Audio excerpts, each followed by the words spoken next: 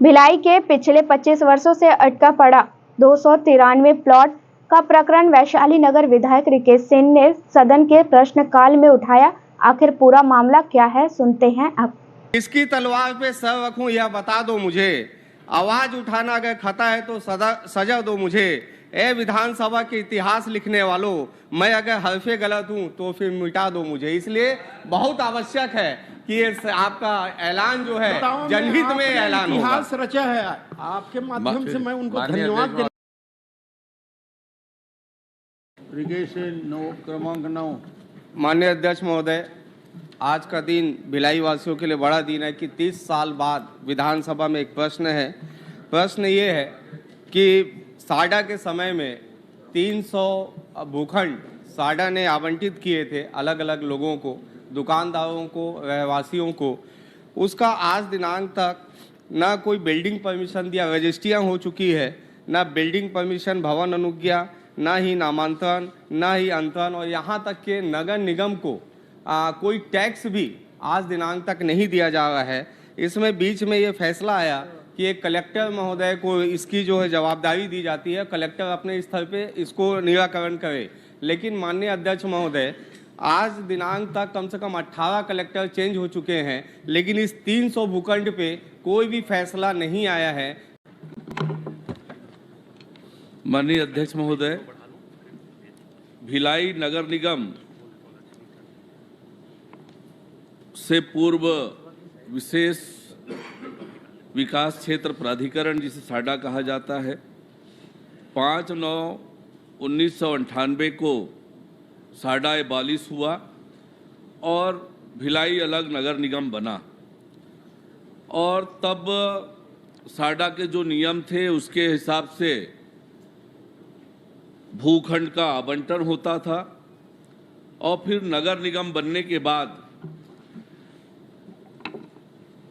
नगर निगम में संपत्ति अंतरण अधिनियम है, उस अधिनियम के अनुरूप नीलामी के द्वारा भूखंड का आवंटन होता रहा है।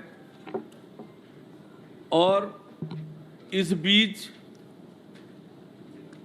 जो भूखंड आवंटित किए गए साडा के द्वारा और नगर निगम के द्वारा नीलामी के द्वारा, उसके खिलाफ शिकायत हुई और एक जांच कमेटी बनी।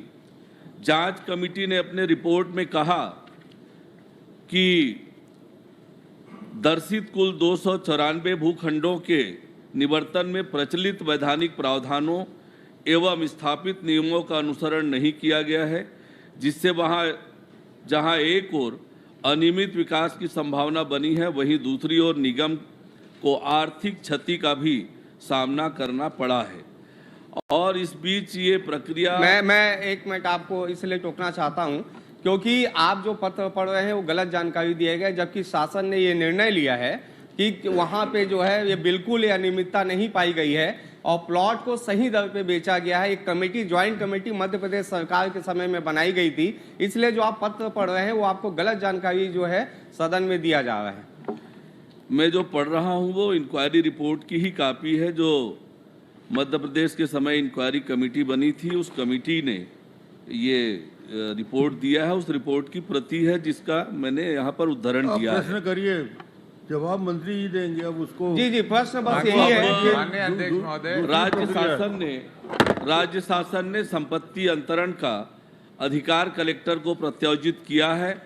अब मुझे लगता है इस मामले का जल्दी ही पटाक्षेप हो जाएगा। नहीं, मैं माननीय अध्यक्ष महोदय, क्योंकि आज पूरे भिलाई के 3 विधानसभा की नजर आज सदन पे है। मैं क्योंकि इसके पेंडिंग में नहीं चाहता, इस पे निर्णय चाहता हूं, क्योंकि 30 साल हो चुके हैं अध्यक्ष महोदय, और 30 सालों में लोग चाहते हैं कि उनका घर का मालिकाना हक मिले। और जो कोर्ट जाते हैं, 40 लोग कोर्ट जा चुके हैं अध्यक्ष महोदय, और 40 लोगों को कोर्ट से निर्णय हो गया है। मंत्री जी ने कहा है कि शीघ्र इसका संपूर्ण निराकरण कर देंगे। नहीं अध्यक्ष, आपको भरोसा करना चाहिए। शीघ्र बोलते बोलते 30 वर्ष हो गए हैं। मेरा आपसे निवेदन है, आज निर्णय लीजिए, क्योंकि 40 लोग जो कोर्ट गए हैं उनको तो आपने अनुज्ञा दे दी। एक मिनट अध्यक्ष जी, 1 मिनट। चलिए, हो गया भाषण। अध्यक्ष जी, हाँ बता दीजिए आप। अध्यक्ष जी, इस पे पूरा 8/8/2023 के आदेश के द्वारा राज्य सरकार द्वारा छत्तीसगढ़ नगर पालिका निगम अचल संपत्ति अंतरण नियम 1994 के अंतर्गत निहित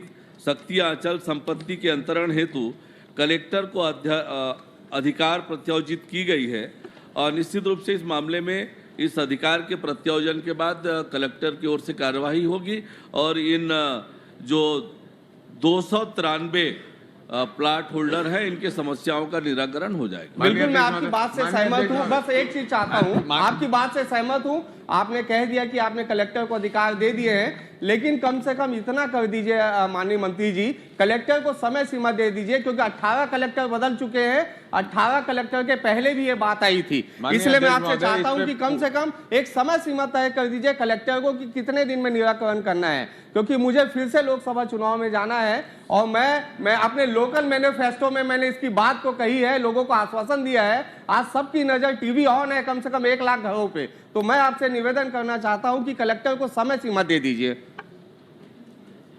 माननीय अध्यक्ष महोदय, कलेक्टर को जो अधिकार प्रत्यायोजित हुए हैं वो 8/8/2023 का आदेश है और ये बहुत पुराना मामला है और इसलिए समय सीमा बताने के बजाय मैं कलेक्टर से भी कहूंगा कि जल्दी से इस मामले का वो पटाक्षेप करें, निराकरण करें। बहुत बहुत धन्यवाद। बस एक 4 लाइन कहना चाहता हूँ। केवल आपका टीवी ऑन नहीं है, भिलाई और दुर्ग का पूरे छत्तीसगढ़ का टीवी ऑन रहता है 11 से 12 बजे। बस 2 लाइन मंत्री जी के लिए कहना चाहता चलिए हूँ। आपको देखना चाह रहे हैं।